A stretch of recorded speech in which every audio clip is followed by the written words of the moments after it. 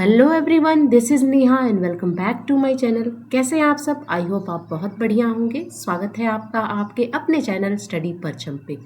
Study परचम channel पे हिंदी व्याकरण की एक सीरीज़ मैंने अभी स्टार्ट करी है और ये सीरीज़ जो है आपके किसी भी एग्ज़ाम में बहुत ज़्यादा हेल्प करेगी।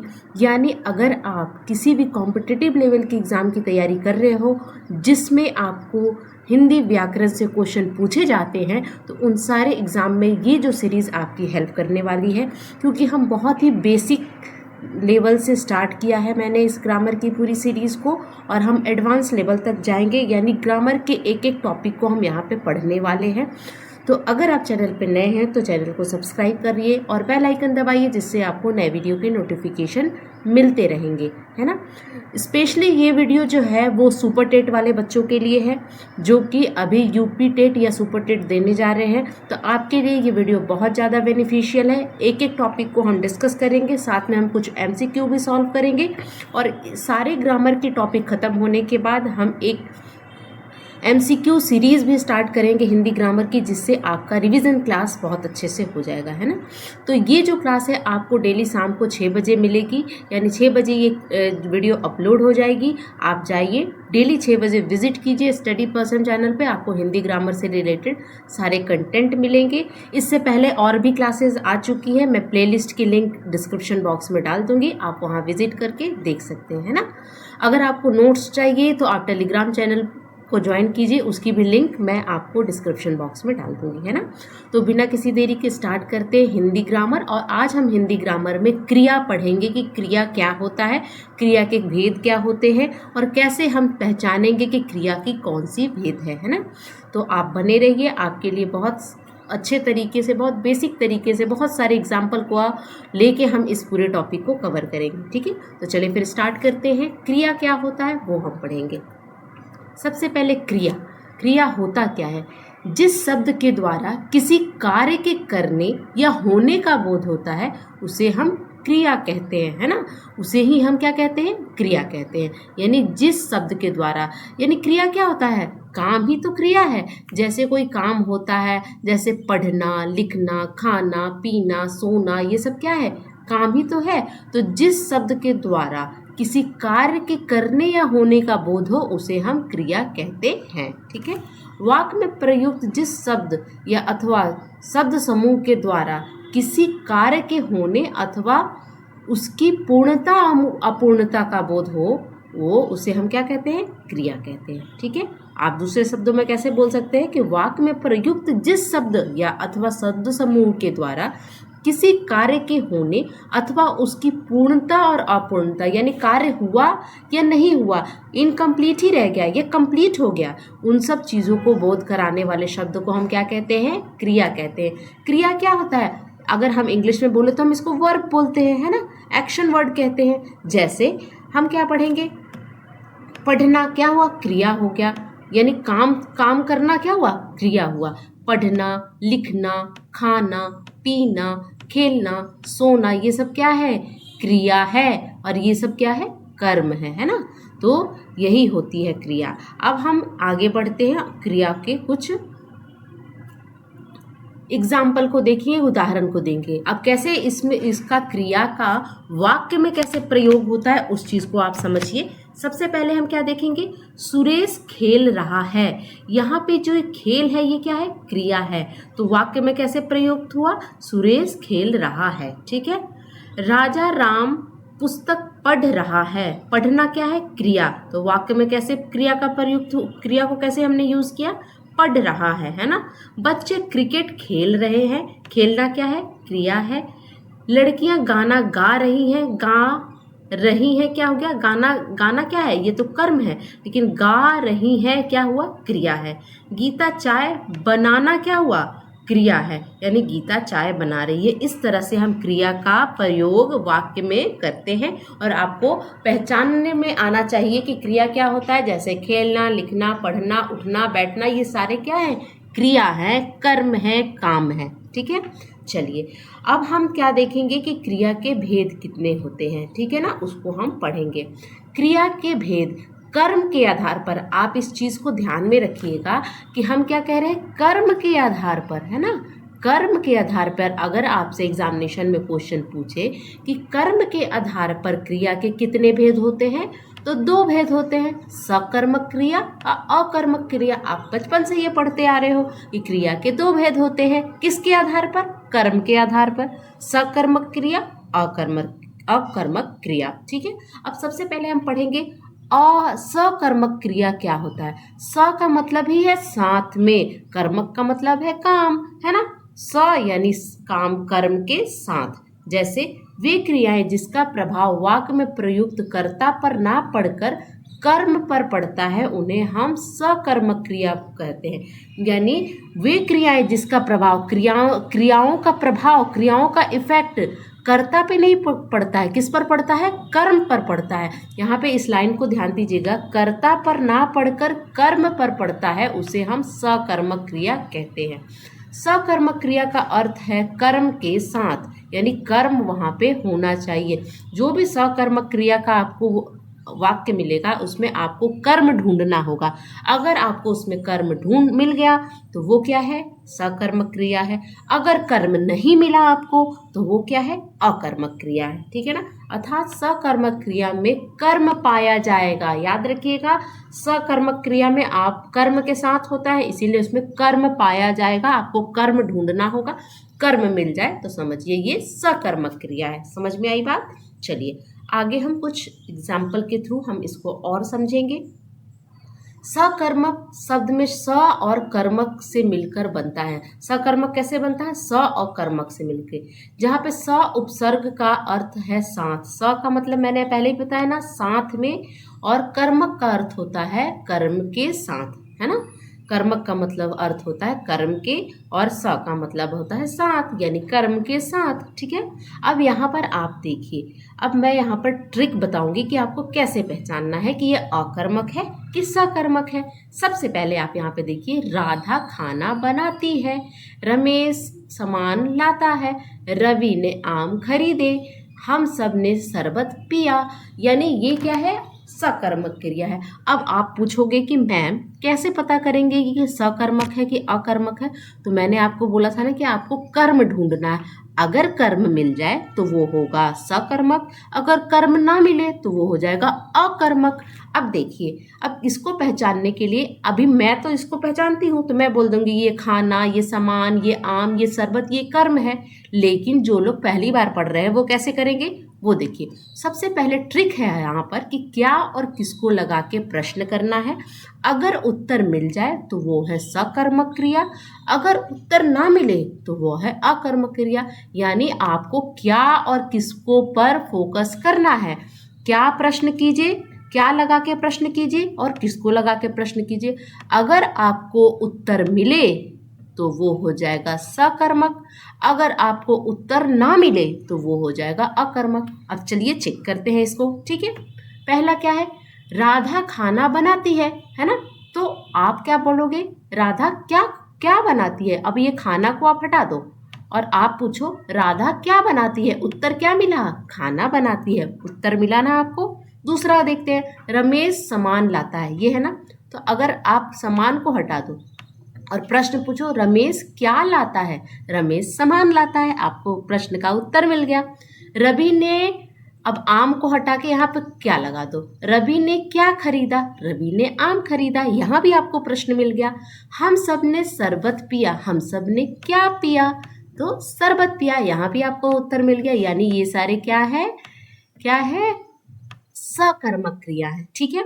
अगर आपको क्या से उत्तर नहीं मिले तो आपको किसको लगाना है। अभी हमें तो क्या से सबसे मिल गया ना, क्या सब में लगाया तो सब में मिल गया, तो ये तो सकर्मक। अगर क्या से नहीं मिले तो आप किसको लगा के देखोगे। दोनों में से किसी एक से भी आपको उत्तर मिल जाए, किसको लगा के। अब यहाँ पर एक बार किसको लगा के भी देख लेते हैं। राधा किसको बनाती है? राधा खाना को बनाती है। रमेश किसको लाता है? रमेश सामान को लाता है। रवि ने किसको खरीदा? रवि ने आम को खरीदा। हम सब ने शरबत पिया, हम सब ने किसको पिया? शरबत को पिया। ठीक है, तो इससे भी मिल रहा है। तो दोनों में से किसी एक से भी अगर आपको उत्तर मिले तो वो है सकर्मक क्रिया, अगर उत्तर ना मिले, है ना, तो वो है अकर्मक क्रिया। समझ में आई?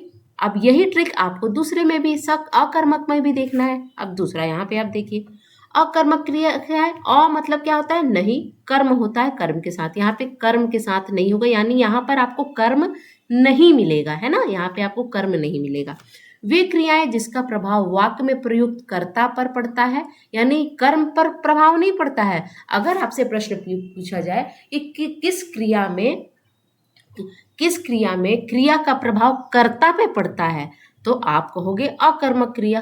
किस क्रिया में क्रिया का प्रभाव कर्म पे पड़ता है, तो वो सकर्मक क्रिया। तो यहाँ पर देखिएगा, उसमें कर्म पे पड़ रहा था, यहाँ पे प्रभाव किस पे पड़ रहा है? कर्ता पे पड़ता है। उन्हें अकर्मक क्रिया कहते हैं। अकर्मक क्रिया का अर्थ कर्म के बिना, अकर्मक यानी अ का मतलब ही होता है नहीं, अकर्मक यानी कर्म के बिना, कर्म नहीं है वहां पे, अर्थात अकर्मक क्रिया के साथ कर्म प्रयुक्त नहीं होता, इसमें कर्म नहीं होता है, याद रखिएगा। मैं रात भर नहीं सोया, मुकेश बैठा है, बच्चा सो रहा है, ये है वाक्य में आपको, ये सारे वाक्य जो है ये अकर्मक क्रिया है। अब आप फिर से आप यहाँ पे प्रश्न पूछिए, मैं रात भर नहीं सोया, मैं रात भर क्या नहीं सोया, आपको प्रश्न का उत्तर नहीं मिलेगा, है ना। यहाँ पर क्या है, अगर आप यहाँ पे क्यों नहीं सोया तो यहाँ पे आपको मिल जाएगा, है ना। लेकिन आप क्या करोगे, तो यहाँ पे प्रश्न का उत्तर मुकेश बैठा है, मुकेश क्या बैठा है, मुकेश किसको बैठा है, आप प्रश्न करके देखिए, आपको उत्तर नहीं मिलेगा। जब आपको उत्तर ना मिले तो वो है अकर्मक क्रिया। बच्चा सो रहा है, बच्चा क्या सो रहा है, बच्चा किसको सो रहा है, आपको उत्तर मिल रहा है बच्चा किसको सो रहा है और क्या सो रहा है ना। तो आप, ये ट्रिक है क्या और किसको करके प्रश्न कीजिए, आपको समझ में आ जाएगा। अगर उत्तर मिले तो वो सकर्मक, अगर उत्तर ना मिले वो अकर्मक, ठीक है। चलिए, अब हम आगे कुछ और भी क्रियाएं होती हैं जिसको हम पढ़ेंगे, जो कि एग्जामिनेशन पॉइंट ऑफ व्यू से इम्पॉर्टेंट है और उससे क्वेश्चन पूछे जाते हैं। ये मेनली दो ही होते हैं जो कि कर्म के आधार पर थे, ठीक है। अब हम आगे द्विकर्मक क्रिया क्या होती है। अब आपको पता एग्जाम में आ जाए कि द्विकर्मक, मैम ने तो पढ़ाया था सकर्मक, मैम ने तो पढ़ाया था अकर्मक, ये द्विकर्मक क्रिया क्या होती है। अब आप यहाँ पे समझिए, ये द्विकर्मक क्रिया जो होती है ये सकर्मक क्रिया का ही प्रकार होता है, बट इसमें क्या है, आपको दो कर्म दिखेंगे, है ना। एक सकर्मक क्रिया को दो भाग में बांटा जाता है, एक होता है एक कर्मक क्रिया और दूसरा होता है दुकर्मक क्रिया। एक कर्मक क्रिया का एग्जाम्पल हमने सकर्मक क्रिया में पढ़ा, ये जो हमने पढ़ा आगे, जैसे कि हमने ये पढ़ा, ये एक कर्मक क्रिया है, यानी सकर्मक क्रिया का दो भाग होता है, एक कर्मक और दो कर्मक। तो ये जो हमने राधा खाना बनाती है जिसमें एक कर्म है, ये एक कर्मक है, तो एक कर्मक पढ़ने की तो यहाँ पे जरूरत ही नहीं है। मेनली हमें दो कर्मक समझना है कि दो कर्मक क्रिया क्या होती है। आपसे ये नहीं पूछेगा कि एक कर्मक क्रिया कौन सी होती, सीधे आपसे सकर्मक क्रिया पूछेगा, नहीं तो आपसे पूछेगा द्यो कर्मक क्रिया। तो यहाँ पे द्यो का मतलब होता है दो, जहाँ पे आपको दो कर्म दिखे, है ना। जैसे यहाँ पर मैं अगर ये एग्जाम्पल देखूं कि दुकानदार ने ग्राहक को पुस्तक दी, एक ग्राहक कर्म हो गया और दूसरा पुस्तक कर्म हो गया। ये किसका पार्ट है, ये है सकर्मक क्रिया का पार्ट है ना। या आपको सकर्मक क्रिया का भेद होता है द्विकर्मक क्रिया, यानी यहाँ पे दो कर्म दिख जाएंगे, है ना। देखिए, अब यहाँ पे एक बार पढ़ते हैं परिभाषा को। द्विकर्मक क्रिया का अर्थ दो कर्म सहित होता है, जिसमें क्रिया के उपयोग से दो कामों के पूरा होने का पता चलता है, उसे द्विकर्मक क्रिया कहते हैं, जिसमें दो काम आपको दिखेंगे, है ना। इसमें पहले आया कर्म जो होता है वो प्राणीवाचक होता है, यानी पहला जो कर्म आएगा वो प्राणीवाचक होता है, यानी लिविंग होगा, है ना। और दूसरा कर्म निर्जीव होगा, है ना, दूसरा निर्जीव होगा यानी नॉन लिविंग। अब पुस्तक क्या है, नॉन लिविंग ही तो है।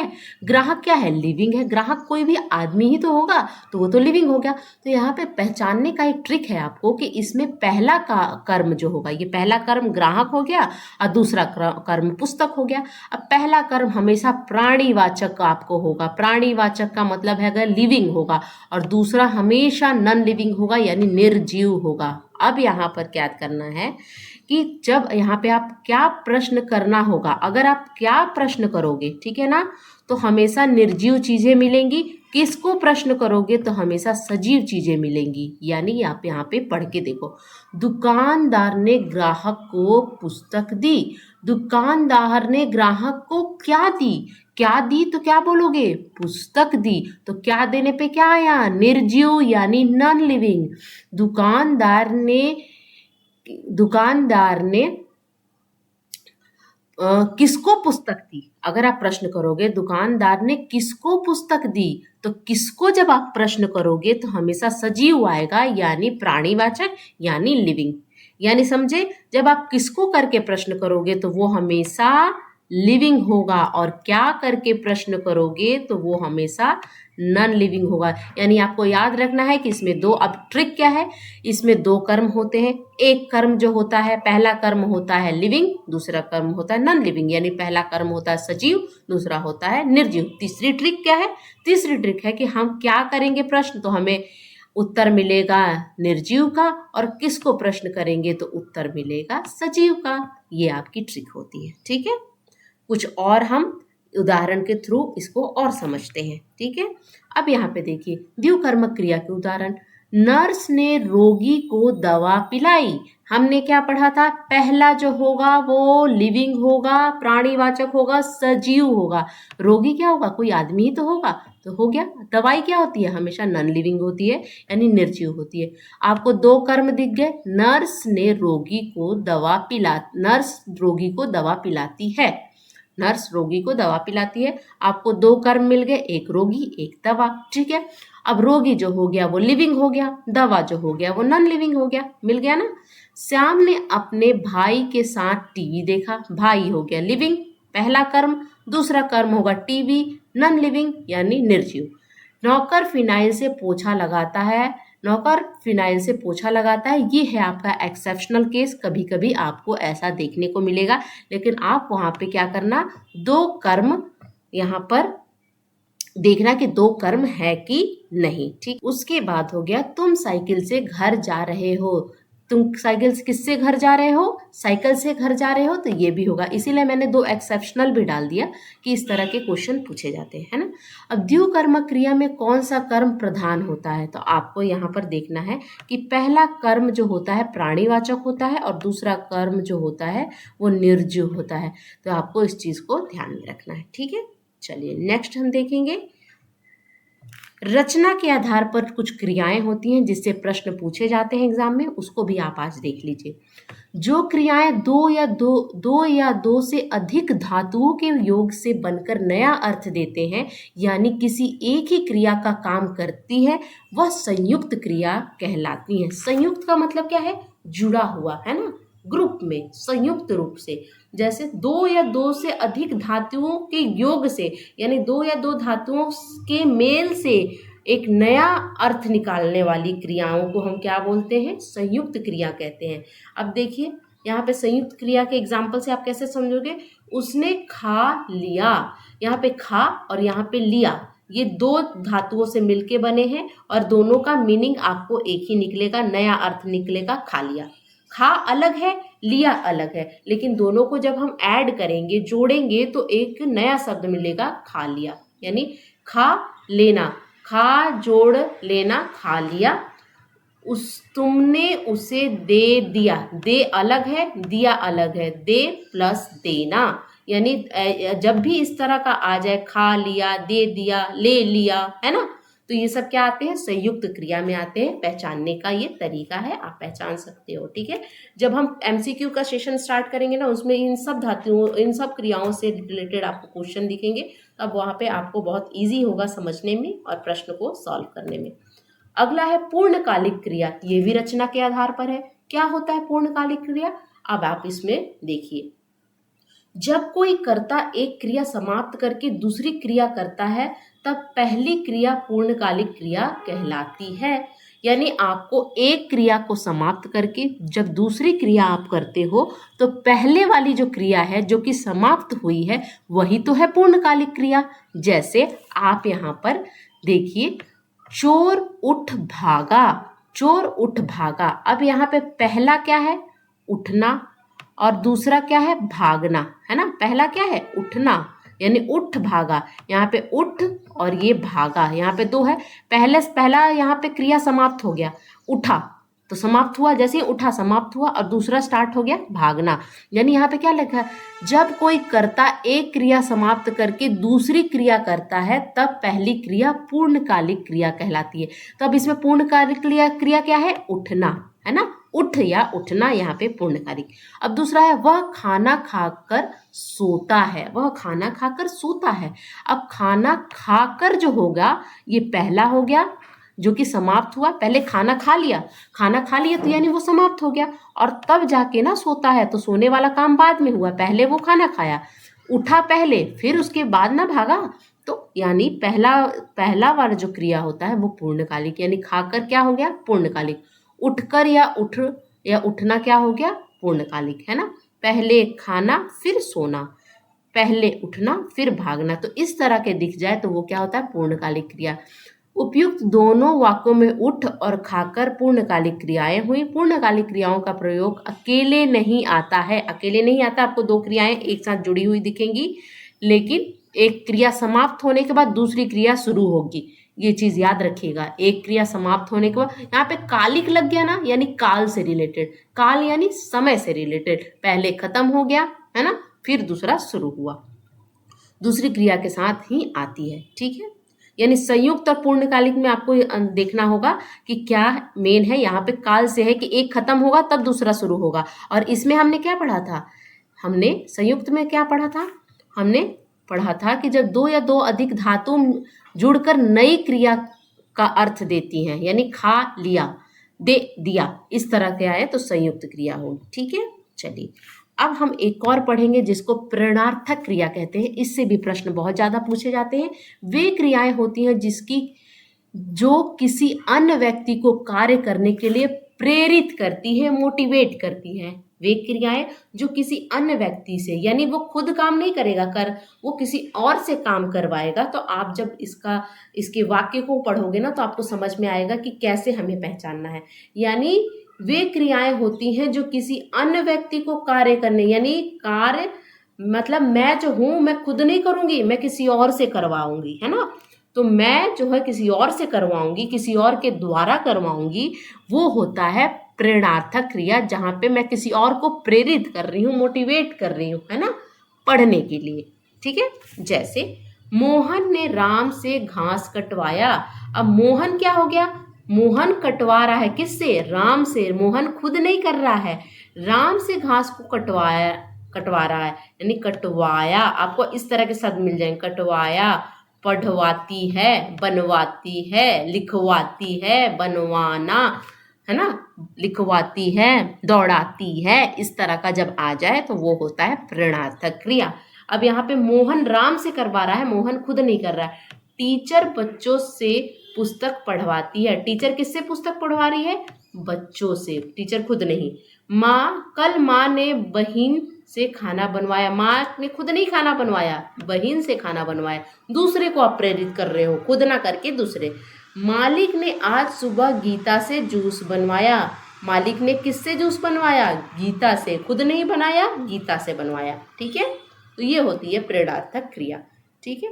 अब हम क्या करेंगे, कुछ एमसीक्यू देखेंगे, है ना, जिससे आपकी थोड़ी सी रिवीजन हो जाएगी। जब हम एमसीक्यू का सेशन स्टार्ट करेंगे तो उसमें 25-25 सेट की आपको एमसीक्यू देखने को मिलेगी, ठीक है। चलिए नेक्स्ट है, इनमें से किस वाक्य में सकर्मक क्रिया नहीं है। सकर्मक क्रिया नहीं है यानी कि अकर्मक क्रिया है। यानी यहाँ देखो जहाँ पे कर्म दिख जाए, जैसे यहाँ पे देखिए रमा पत्र लिखती है, पत्र क्या है, कर्म यहाँ पे मिल गया। मैंने उसे एक पुस्तक दी, उसे क्या हो गया, कर्म हो गया। विद्यार्थी कक्षा क्या हो गया, कर्म हो गया। तो यहाँ पे हमको अकर्मक क्रिया ढूंढना है, क्योंकि ये यहाँ पे पूछा जा रहा है कि सकर्मक क्रिया नहीं है, तो नहीं है यानी वो अकर्मक क्रिया होगी। यानी सोहन देर तक सोता है। सोहन क्या सोता है, प्रश्न कीजिए, उत्तर मिला नहीं। किसको सोता है, उत्तर मिला नहीं, उत्तर नहीं मिला, तो यही तो है, सकर्मक क्रिया नहीं है, यानी ये अकर्मक क्रिया है। यही तो प्रश्न पूछ रहा था, इनमें से सकर्मक क्रिया नहीं है जिसमें कर्म नहीं है। इसी में तो कर्म नहीं है, क्योंकि मैं क्या और किसको का प्रश्न कर रही हूँ, तो इसमें प्रश्न का उत्तर नहीं मिला मुझे, तो यही आपका आंसर हो जाएगा, ठीक है। चलिए नेक्स्ट देखते हैं, नेक्स्ट क्वेश्चन हमसे क्या बोलता है। इनमें से किस वाक्य में अकर्मक क्रिया प्रयुक्त हुई है? अकर्मक क्रिया यानी आपको यहाँ पे अकर्मक क्रिया देखनी है, ठीक है। बच्ची सो रही है, बच्चे अकेले खा रहे हैं, लड़का पत्र लिख रहा है, वह पढ़ रहा है।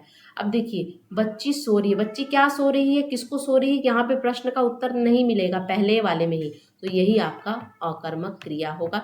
यहाँ पे बच्चे केले खा रहे हैं, बच्चे क्या खा रहे हैं, यहाँ पे केला उत्तर मिल गया। लड़का क्या लिख रहा है, पत्र लिख रहा है, आपको उत्तर मिल गया। वह पढ़ रहा है, वो क्या पढ़ रहा है, वो किसको पढ़ रहा है, वह पढ़ रहा है ना। क्या पढ़ रहा है, आपको यहाँ पे किसको पढ़ रहा है, यहाँ पर भी नहीं मिलेगा। देखिए, वह पढ़ रहा है, ठीक है। बच्ची सो रही है। अब यहाँ पे ये है कि देखिए, यहाँ पर इसमें और इसमें आप कंफ्यूज होंगे कि वह पढ़ रहा है, लेकिन यहाँ पर पुस्तक नहीं लिखा है, लेकिन आपको यहाँ पे मीनिंग पुस्तक का निकलेगा कि वह पुस्तक पढ़ रहा है, यहाँ पे मिल सकता है। लेकिन यहाँ पे क्या सो रही है, किसको सो रही है, यहाँ पे आपको प्रश्न का उत्तर नहीं मिलेगा, इसीलिए आपका ये। तो निम्न में से क्रिया शब्द है, क्रिया शब्द क्या है, कर्ता। कर्ता जो है वो क्रिया है ना। तो ये थे आज के लेक्चर, यहाँ पे ऑप्शन नंबर फर्स्ट यहाँ पे सही हो जाएगा। तो ये थे आज के क्वेश्चन, और ये लेक्चर जो क्रिया से रिलेटेड था। अगर आपको ये लेक्चर अच्छा लगा है तो प्लीज़ लाइक कीजिए, ज़्यादा से ज़्यादा लोग को शेयर कीजिए, और चैनल को सब्सक्राइब किए बिना नहीं जाइएगा, है ना। मिलती हूँ आपसे नेक्स्ट वीडियो में, तब तक के लिए thank you so much for watching, bye.